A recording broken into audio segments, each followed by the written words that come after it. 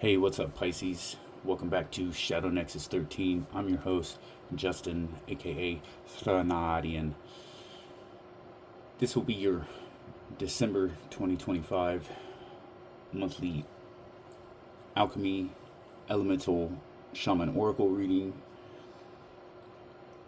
While at the same time, we are doing something new at the request of the ethers. And what we are doing is tapping into the energetic vibration of Ophiuchus to deliver the message through me as a channel to you, through you, so that you can fully integrate this information. And to get those messages across from the 13th constellation, we will be using the Oracle of the Hekatean Path. And then make sure you watch all the way through to the end, because we will be doing your Chaldean numerology interpretation based off the screenshots of synchronicities that I had for you at the time that I was tapped into your energy, right? And you had 909, 922, and 1022, okay? And towards the end, after the interpretation, there's always a collage of pictures that I put, and so that's where you can find the screenshots. It'll go out with the screenshots at the end. So that being said, let's go ahead and jump into your messages for the Alchemy Elementals. I will be reading from the book for both of these decks because that's how they want to get the message across. And if I happen to channel anything throughout the read, then it'll be in the moment. So the first card that you had out, Pisces, was Fire, Volcano, Earth.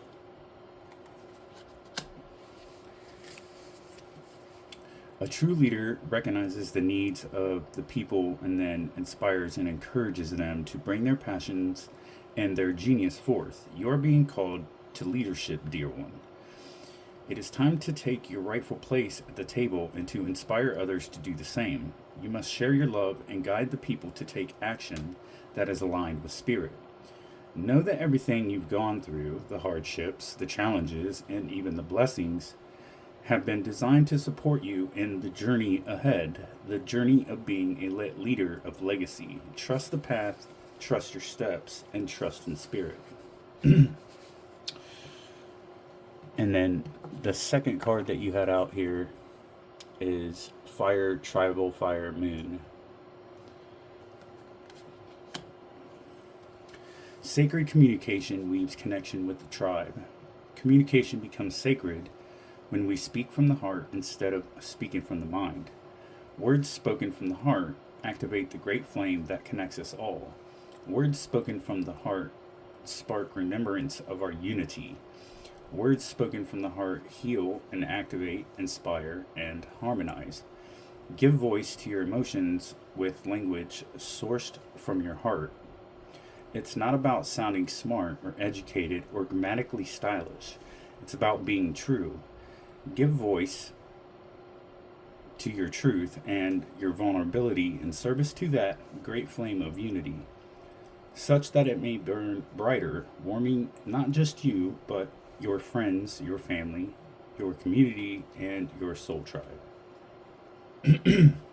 Excuse me. And then the third card that you had out here is Water, Spring, Moon.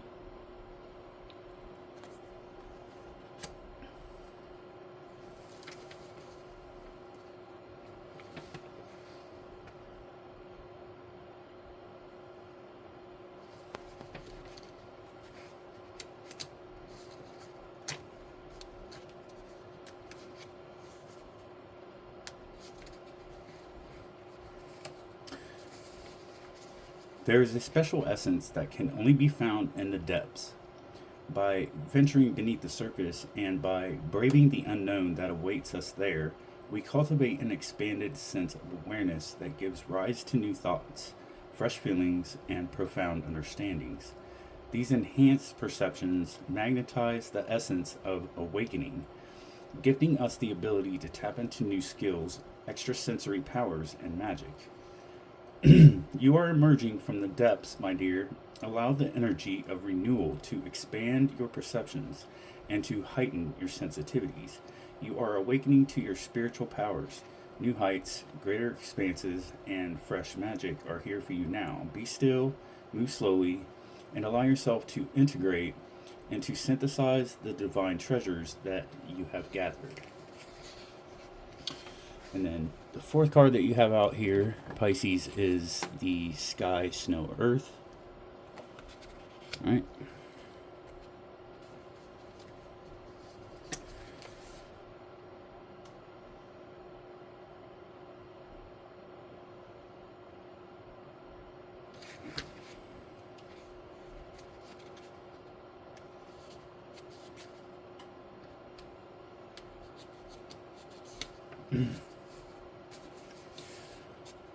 Holding on to resentments and negative feelings towards others is easy.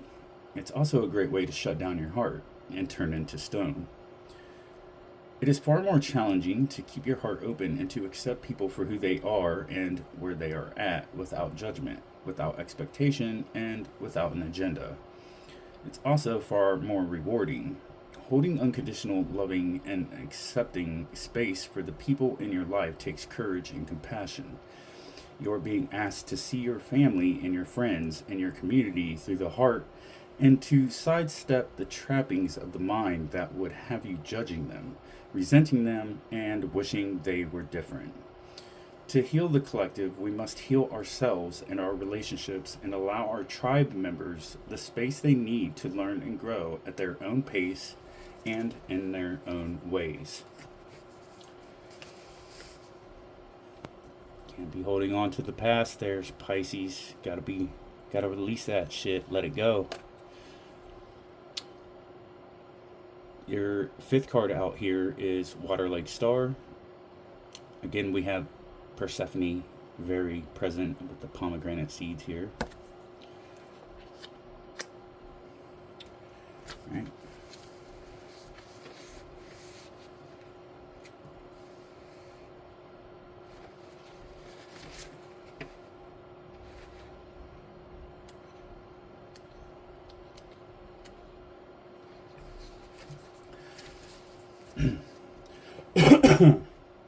Excuse me. Let me get a drink real quick.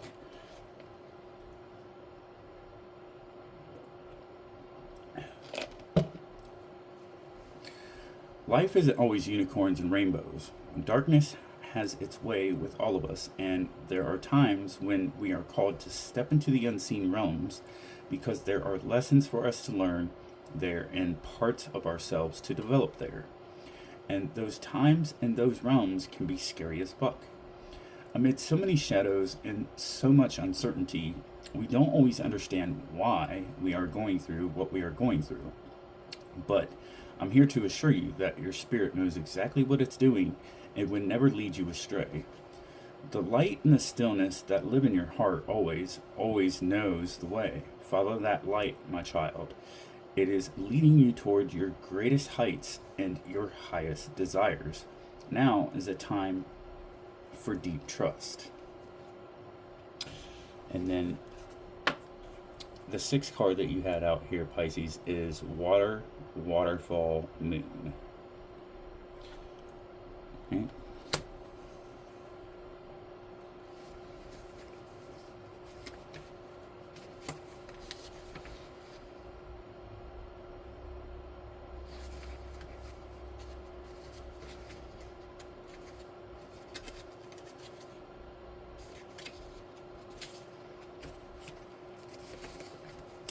They're called emotions for a reason, babe.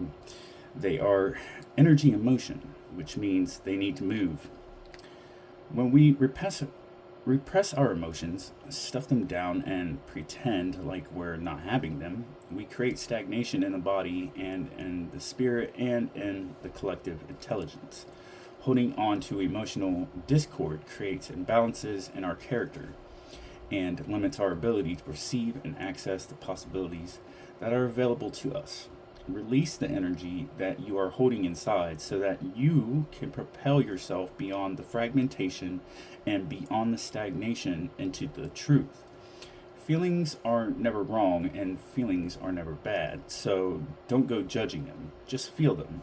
Allow them to flow through the entirety of your being and see how the beauty of this simple, honest act of expression creates expansion in your whole life. Beautiful. And that's true. I can vouch for that from my personal journey.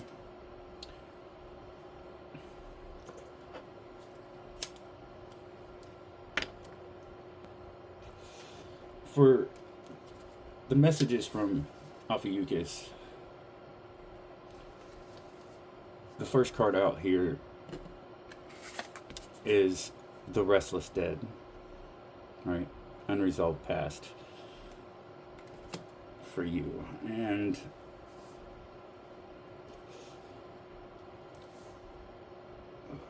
the past will return to haunt us at some point, but it can only hold power over us if we let it.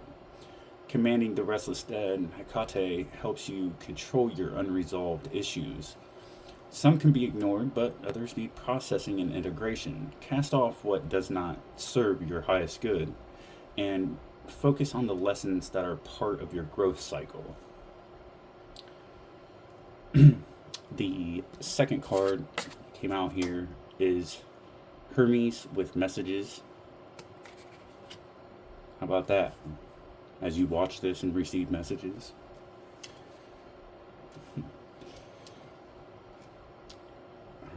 Flitting between the realms, Hermes bears you a message, and regardless of who this is from, it will be relevant at this time. He may even be able to relay your messages to the different realms. Hermes reminds us to be clear in our communication with both the goddess and those around us. Don't make promises that you cannot keep. And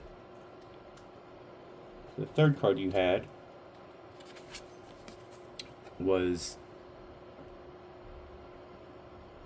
Epiphanestate, Thea, Most Manifest Goddess, which is the diversity card.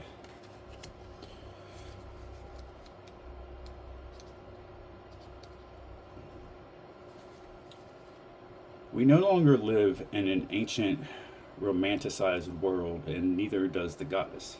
She is a goddess of all the ages. She is still relevant to her many followers today. Whether she comes to you as a virginal maiden or a wizened crone, animal-headed and primal or ethereal and nurturing, she is still the goddess. Take the time to explore and understand her mysteries and forms. Find the balance between history and personal gnosis that influences your experiences. Something I want to point out here real quick, Pisces, and I wish I would have said this in all the other reads, but woulda, shoulda, coulda, didn't. I'm going to do a separate video anyways that's going to break down why we tapped into these energies of Ophiuchus in the first place. Excuse me. Get a drink. However, that being said, it's important to note that just because these messages are coming through using the Oracle, the Hekatean Path, that doesn't mean that, unless you feel called to, of course, to work with Hecate, all right, or any other deity. Maybe you might want to work with a different deity, like, Aphrodite or Persephone or many others, The point I'm trying to make here is that it's about the message. And see, the personalities and traits of the gods and the goddesses, it's all about consciousness and subconscious and emotions and how we deal with things, right? And if you feel so called to do so, I recommend looking into the tree of life and compare it to the tree of death, right? Because, again, it's all about the message. And so always remember, that's why it's important when I say in these reads, is always take what resonates and leave the rest. What does that mean?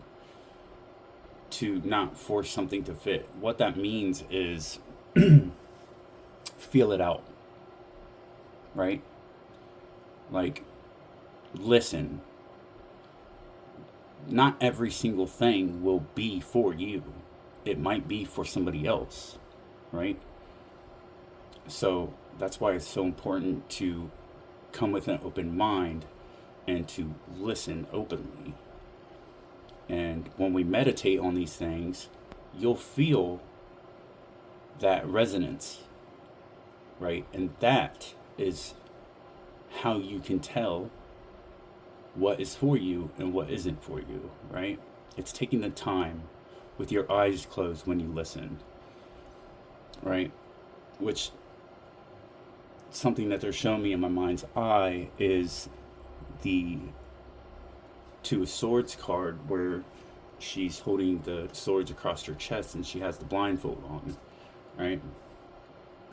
And that's in the regular tarot, right?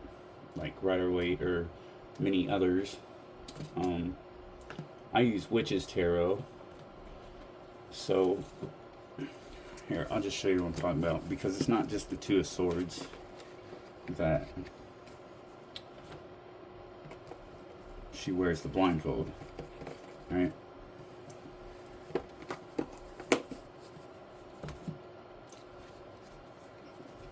So my point about the blindfold is I learned something on my path, right? And here's the Two of Swords card that I was talking about. She has the blindfold on, right? With her guard up, right? And the moon behind her, and that, you know, that's talking about trusting our intuition. And something that I learned in the beginning of, well, I can't really say the beginning, but midways through my journey practicing meditation, and the Eight of Swords, and I was gonna say the Eight of Swords too, but I didn't. And see how she's got the blindfold on there, right? The thing is, I had a hard time getting into meditation midways through my journey when I first started practicing and whatnot, right? Especially during the daytime. I did better at nighttime until I got my practice down. However, it's interesting because I tried a blindfold, and if you've ever tried this, you know, laying down to go to sleep, and you blindfolded yourself, when we close our eyes in meditation, you know, that's what I started doing, was blindfolding myself during meditation if I went outside during the day, right?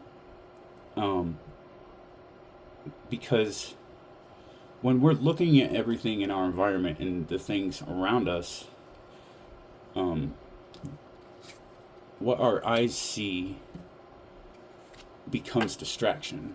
And the same goes for noise, right? So it's important to get our practice down and to be patient with it, because it takes time to really, you know, get our technique down and what works best for us, right? And with that comes trying different things, right? And I just wanted to throw that out there, because if you really want to feel things out and see what's really hitting for you, then I recommend trying it with a blindfold on and putting headphones on when you're listening, so that you're not distracted by the eyes or the overall audio surrounding, right? Auditorial sensories, right? So there's that, right? So just something I want to throw out there because it's coming through really strong. So if you are practicing meditation, then I highly recommend trying it blindfolded and wearing headphones when you're listening to readings overall. At least that way, and away from distraction, because that way you can go uninterrupted, right? At the same time, there's a verse in the Bible. I don't remember exactly where it's from, but it says, if the eye causes us to sin, then pluck it out. And if the ear causes us to sin, cut it off, right? And I think, I feel that really hits hard. It hits home for me. It doesn't mean to literally pluck our eye out or cut our ear off. It just means to get away from the distraction and then do whatever's necessary in order for us to be able to go within deeper, right? Make sense? Is the mathin'? I hope so. All right, Pisces. So in the beginning, I said that we would do your Chaldean numerology interpretation based off of the screenshot synchronicities that I had for you while I was tapped into your energy, right? And you had 909, 922, and 1022. So, okay, so Pisces, this sequence is one of completion, right? And it's about soul mastery.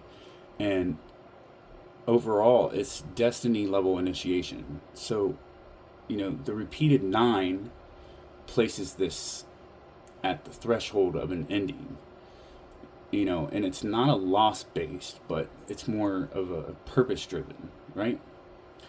And in Chaldean numerology, 9 is ruled by Mars, which Mars is representing that spiritual courage and karmic resolution and the final testing of strength before rebirth.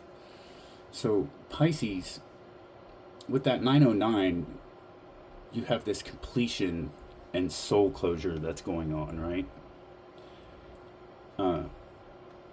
Which makes sense with this message coming through here with unresolved past, right?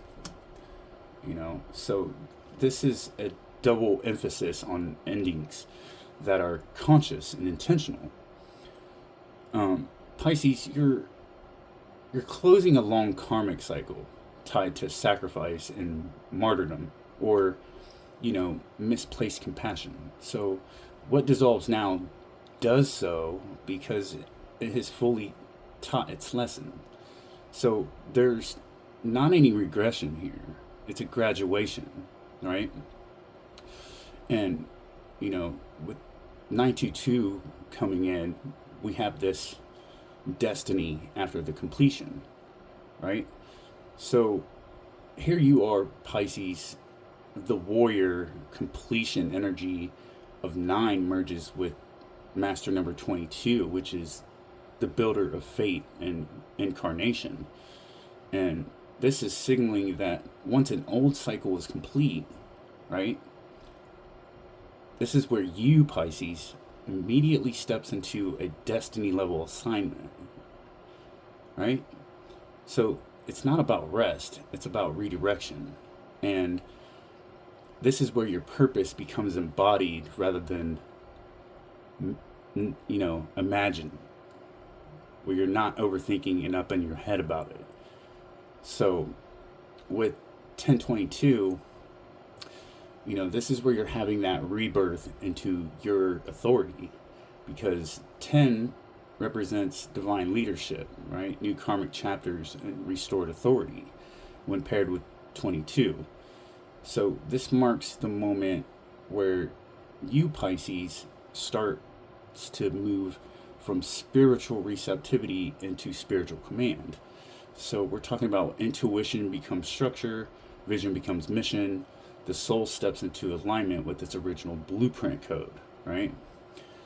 So the overall message here is about endings that are complete, and while your destiny is activating without delay and bringing in that spiritual authority which is stabilizing in the form. So Pisces, you're no longer dissolving for others, you're integrating, and the soul is consolidating power, clarity, and purpose. So what begins next is built to last, right? All right. So that's what I have for you, Pisces. And don't forget to drop a comment and let me know how this is hitting for you. Take your time. Don't rush into it. Let everything sink in. And again, remember what I said about trying out different things in order to help your meditation practice, right? And if you're new here, don't forget to subscribe, like, share. Don't be greedy so others can get their message, and hit the notification bell so that you can get notified anytime I drop something new. Ding ding, right? And if you're already a current subscriber, thank you so much. I appreciate you, and it's been a pleasure to get this message across for you in order to help you along on your journey going out of 2025 into the year of the horse in 2026, which is all about that fast movement, right?